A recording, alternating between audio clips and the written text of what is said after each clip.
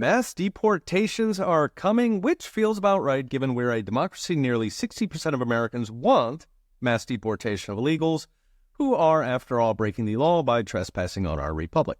So how fast and who goes first? After Joe Biden's communist handlers let perhaps 20 million illegals into our country, many of them murderers and rapists because sadly some countries did not send their best, Donald Trump has now promised the largest mass deportation in U.S. history.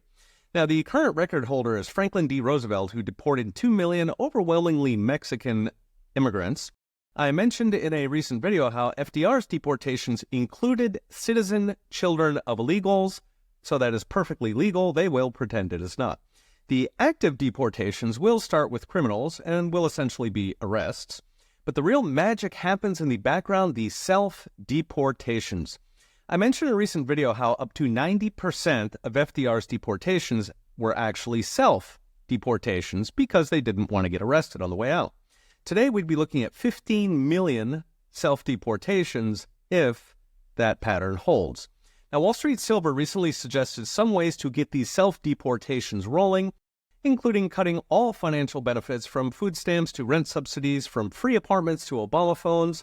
This would, of course, free up resources for, say, homeless combat veterans.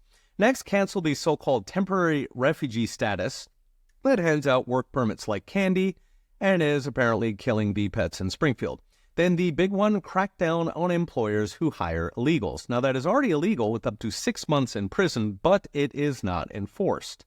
Next up is the border to both stop the flow of new entrants and ensure deportations are not a revolving door. Donald Trump plans to finish his wall, of course, and to restore his Remain in Mexico policy that makes illegals stay in Mexico while they're being processed, which can take years.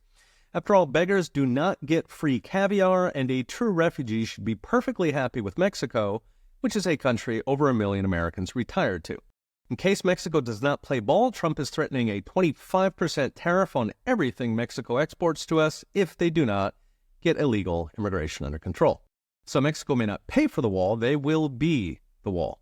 Beyond deportations, Trump wants more screenings for immigrants so we can continue to attract the best and brightest without getting swamped by criminals and welfare cases. Ideally, we would replace our current bubblegum and baling wire immigration system with a point system like Japan uses, where you get points for education, income, career achievements, and age, so you're not a burden on the health system.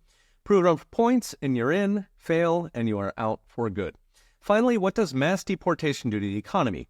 In short, millions of jobs open up for Americans, along with millions of houses. The Americans will get higher wages, lower rents, and of course, we're not spending hundreds of billions on welfare for illegals. Inflation and GDP depend on the magnitude, so how high are the wages, how low are the rents, how many people leave, and what were they contributing, if anything. So what's next? Brought to you by Unchained.com. Mass deportations will begin once Trump takes office, starting with criminals. For the rest, simply enforcing existing law will, going by history, do almost all the work. As for those who refuse to go, the American military has 1.5 million men. They would probably love to get a mission that actually does protect the country. Okay, we'll be watching. See you next time.